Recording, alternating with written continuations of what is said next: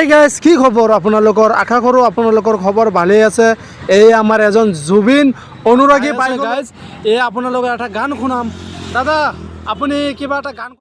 মন মোর রচনা তুমি কি আর জানো না, সঙ্গেতে কেউ যাইবে না,